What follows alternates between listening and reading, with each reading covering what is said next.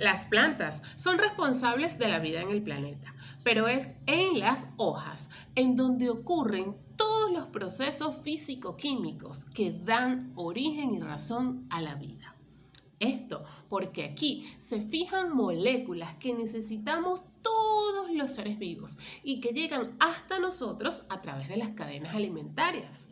Las hojas son verdaderos laboratorios vivientes. Acompáñame a ver en este video más de cerca lo que ocurre y cómo está compuesta la hoja de una planta.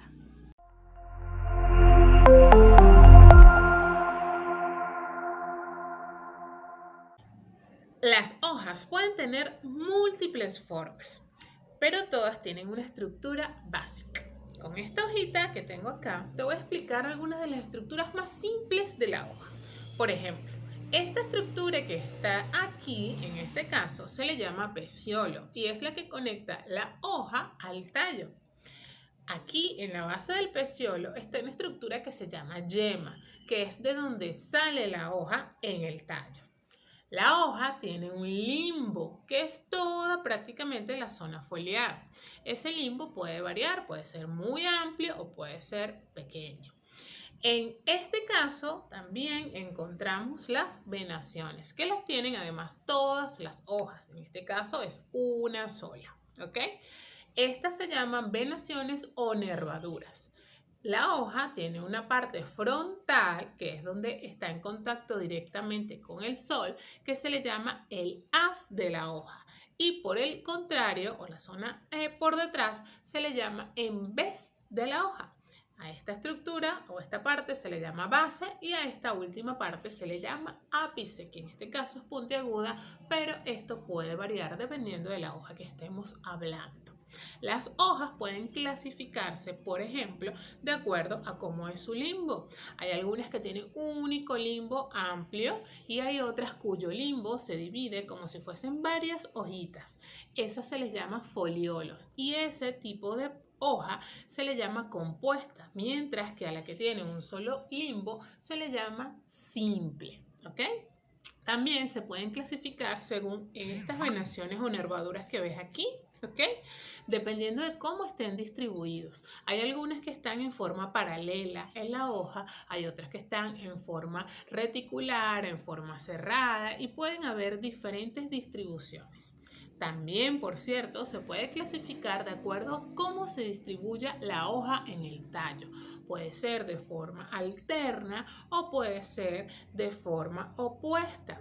Hay una infinidad de hojas. Tantas son que existe un área en la botánica que se llama morfología foliar que se encarga exclusivamente de estudiar la forma de la hoja y de hecho los botánicos expertos en esta área pueden reconocer una planta e identificarla solo con estudiar muy detalladamente la hoja de esta.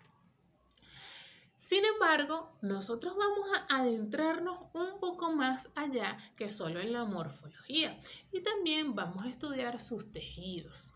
Si pudiéramos ver muy de cerca esta hojita, pudiéramos encontrarnos con que la primera capa que la conforma se llama cutícula.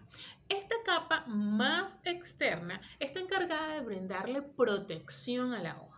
En algunos medios, como por ejemplo los que son muy salinos, esta cutícula también tiene células que le ayudan a extraer sales. Y en otros medios donde la planta necesita defenderse, por ejemplo, de los insectos, esta cutícula también segrega algunas sustancias que le ayudan a defenderse, es decir, que evitan que se les acerquen estos insectos o animales que puedan comerse la hoja. Además de la cutícula encontramos la epidermis.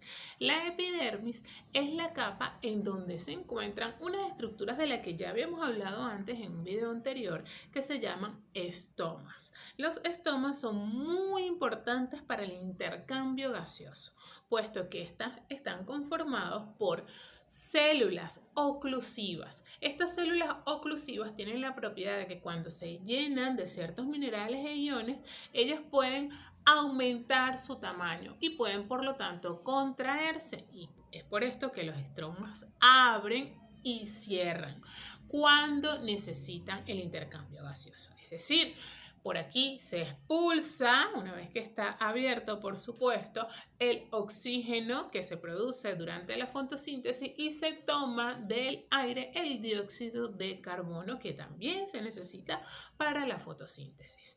Cada milímetro cuadrado aproximadamente se pueden encontrar hasta 100 estomas, aunque esto va a variar, por supuesto, del tipo de planta del que estemos hablando.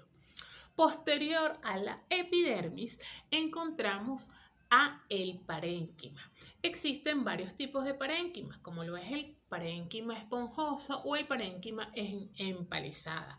Esto va a depender de la forma de estas células. Hay algunas que son alargadas y hay otras que tienen muchos espacios aéreos porque sus células están conformadas por paredes celulares muy gruesas o por vacuolas que almacenan grandes cantidades de sustancia. La principal función del parénquima en el caso de la hoja es la fotosíntesis. Estas células se observan verdecitas al microscopio porque están llenas de cloroplastos.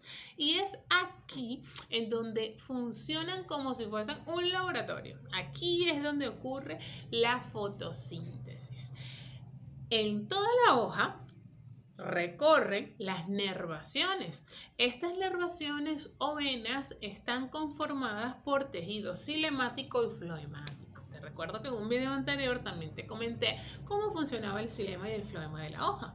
Te recuerdo que el xilema es el que se encarga de transportar agua y minerales disueltos, mientras que el floema se encarga de transportar los azúcares. Es por eso que el xilema y el floema necesitan llegar lo más cerca posible de todas las células de la hoja para transportar esos azúcares que se están produciendo gracias a la fotosíntesis y para llevar agua para que se pueda seguir realizando este proceso. Vamos a ver más de cerca cada una de estas estructuras que te he mencionado.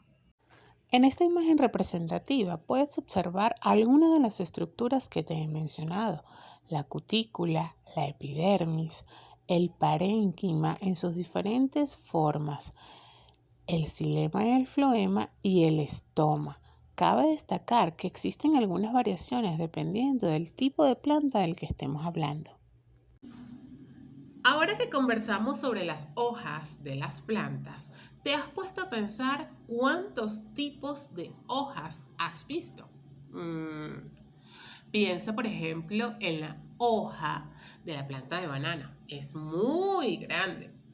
Piensa en las hojas que seguramente tienes en tu casa o en el jardín, ¿sí?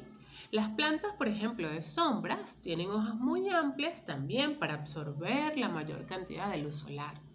Y hay hojas pequeñitas, como por ejemplo las de los pinos.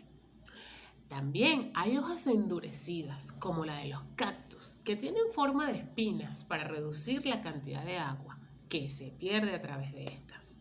Hay una infinidad de formas en las hojas. Cuéntame cuál es la que más te gusta, la que más te llama la atención o la que más te causa curiosidad.